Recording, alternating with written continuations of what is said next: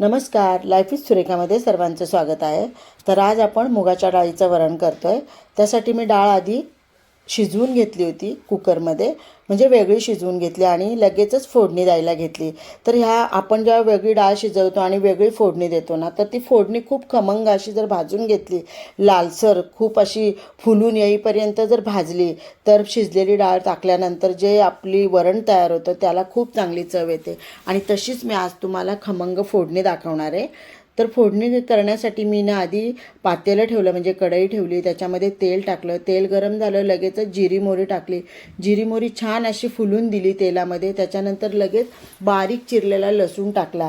लसूण पण लालसर होऊन दिला. नंतर कढीपत्ता टाकला. कढीपत्ता छान तेलामध्ये वर येईपर्यंत, तडतडीत होईपर्यंत भाजून दिला.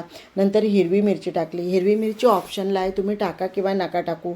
नंतर त्याच्यामध्ये मी टॅमॅटो टाकला आणि मीठ टाकून ही फोडणी चांगली भाजून घेतली.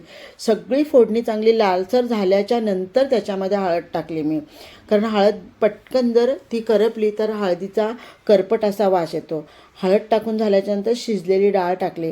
फोडणी खूप लालसर आणि खमंग झाल्यानंतर आपण जर डाळ टाकले ना, तर ते वरण जे उकळून एकत्र होतं ना, त्याला खूप चांगली अशी चव येते.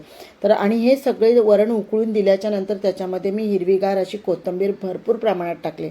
मला जेवढं पाणी घ्यायचं होतं तेवढं पाणी टाकून, जास्त घट्ट नाही की जास्त पातळ नाही अशी मी हे पिवळी डाळ तयार करून घेतली. आणि खूप छान असा खमंग वास सुटला. मेन म्हणजे तुम्ही फोडणी जर चांगली भाजली आणि वरून शिजलेली डाळ टाकली तर वरण एक नंबर होतं. तर नक्कीच ही रेसिपी तुम्ही करून पहा. आणि हा व्हिडिओ जर आवडला तर या व्हिडिओला लाईक करा, शेअर करा, कमेंट करा, सबस्क्राईब करा. धन्यवाद.